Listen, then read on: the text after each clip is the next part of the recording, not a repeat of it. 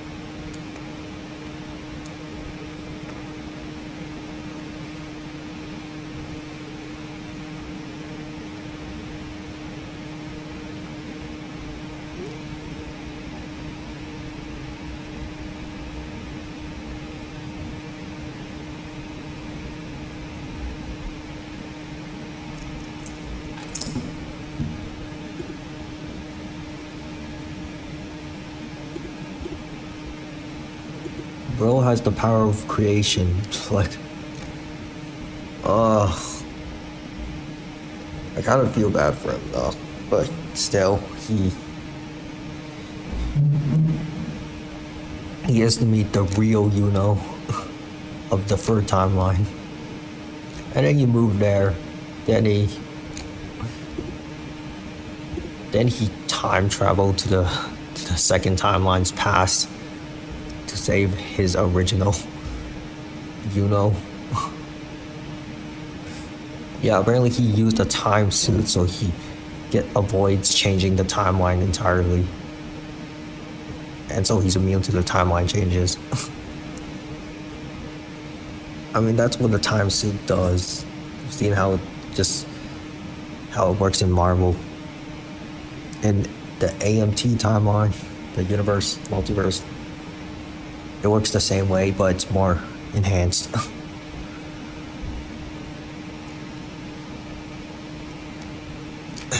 And apparently the that appeared in the series is the fake one, not the real one. Apparently her true identity is actually a genderless paradoxical entity that takes over bodies, even unborn ones, to kind of ravage the free timelines. So yeah, that's who like the entity were. That paradoxical entity is just like a paradox, but without it, the free worlds, free timelines, they get corrected by the timeline changes with the death of the paradoxical entity.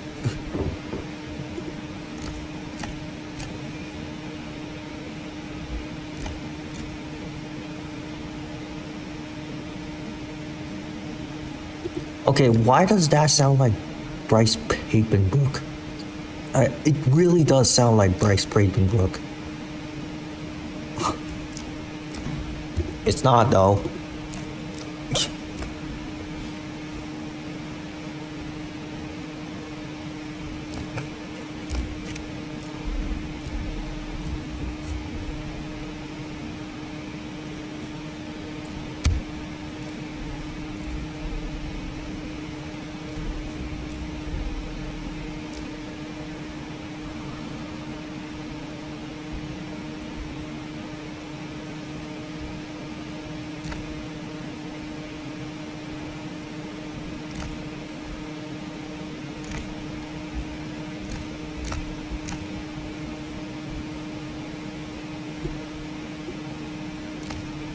apparently she has the memories of the real first world, you know. This is the only way that fucking explains how she can remember her counterparts, what her counterparts saw in the other timelines. Not the fake one. It wasn't memories of the fake one. It wasn't the paradoxical entities memories. It was the actual, like, destined to be born later born freaking first world, you know, counterpart. The real one, not the fake one. Like, hopefully that clears up the confusion, because people like don't really like understand that this is a time anime series about time itself and timelines of the universe.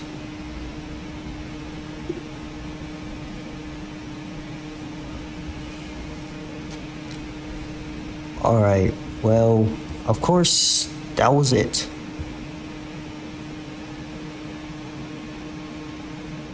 Alright, that was the reaction, guys. And honestly, people be sleeping on Yukiteru a lot, especially the second world counterpart version, who is extremely strong and probably like the most powerful like version counterpart of Yukiteru Amano to ever exist in the Future Diary series, because nobody knows what he did in the sequels. Like, the freaking third world timeline sequels, he freaking bullied like all the new villains. He violated gods, and he beat like fucking fallen angels.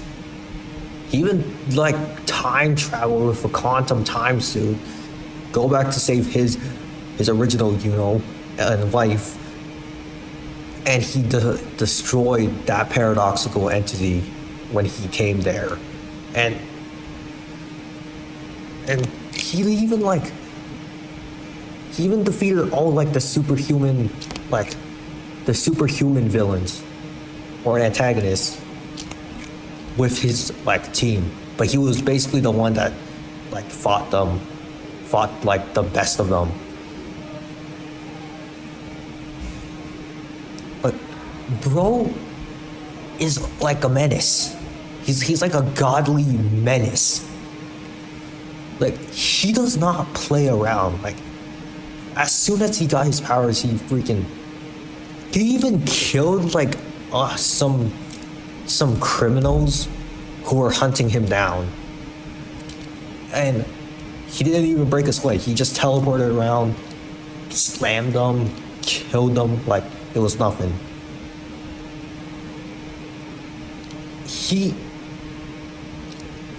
He jumped from being a weakling with no intelligence to having intelligence and wisdom as a god.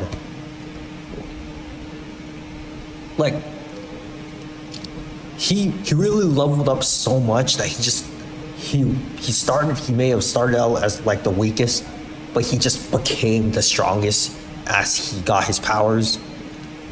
That goes for his counterparts too. Like First World, you know, he had to get revived by Third World Yuzuki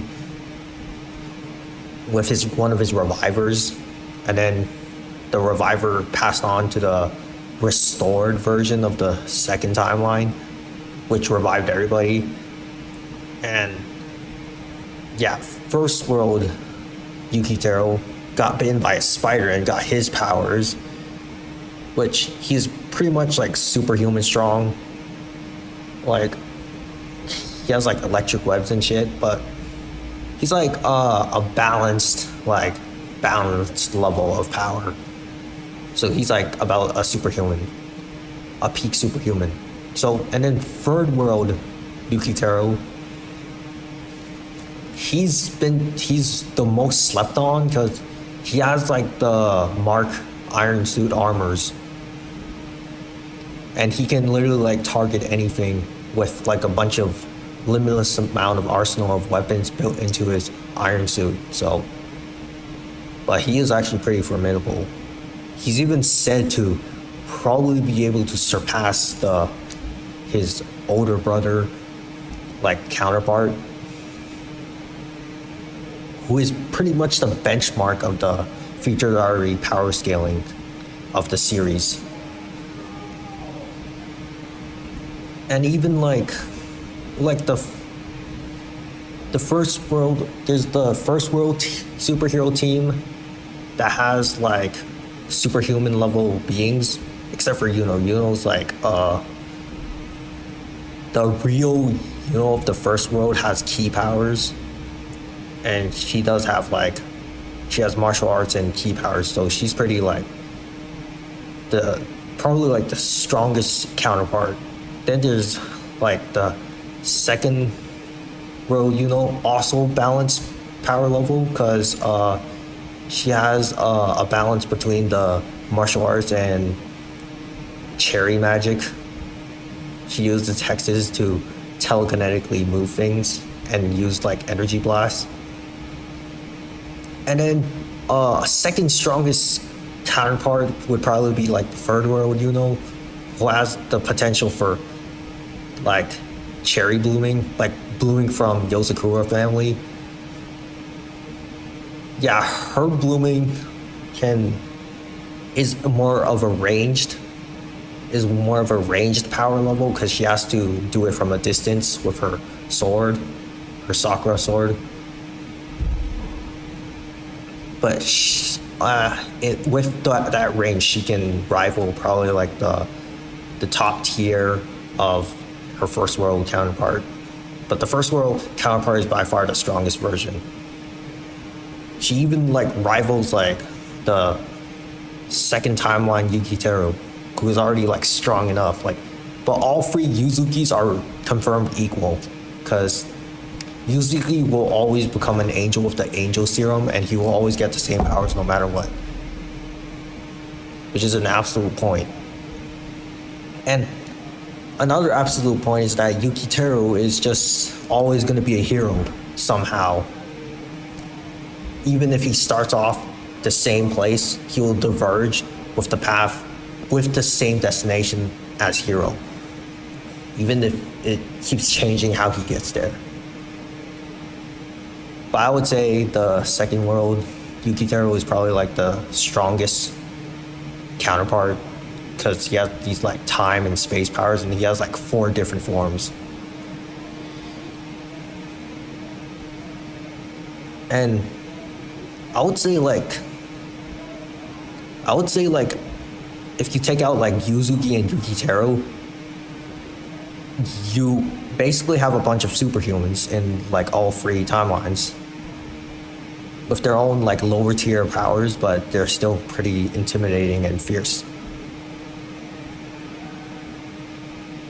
But the enemies they fight in the third timeline is much higher, because it deals with gods, fallen angels. It could be like a galaxy level threat later after the fallen angels. But I don't know if the series creator would actually come up with that, because that would probably be like a worthy opponent for the second world Yukiteru, who is already like strong enough as a counterpart. But yeah, the real Yuno is confirmed to have the potential for strong ass powers, because that was also an anchor, an absolute point in the 3 timelines. Like, it was literally written on the annals of time that the Gasai figure, her parents were like unknown names, but they were confirmed to be good people, like legendary heroes of their own time. So that's probably why the real is always like empathetic and trying to save lives, even like the antagonist. Like, she has a lot of faith in them, and why she has like these powers inherited from both of her parents, and like an innate goodness. Yeah, that's what the fake body of the paradoxical entity just kind of twisted it into his own personality, because he was impersonating her, or it was impersonating her, since it's not supposed to have a gender. But yeah, like the power scaling is pretty high in this series, in the sequels at least, because there's like the series of the second timeline, and then there's the series of the first timeline, and then there's the series of the third world timeline. But honestly, it's actually a pretty good series with like the powers and the sequels, or like the drama and the thriller of the first season. It really went from like the first season like thriller to like the sequels is superhero action, adventure romance. It's a pretty big jump, but I'm all for it. Now, thanks for watching. Like, comment, and subscribe, and I'll see you in the next video. Thank you.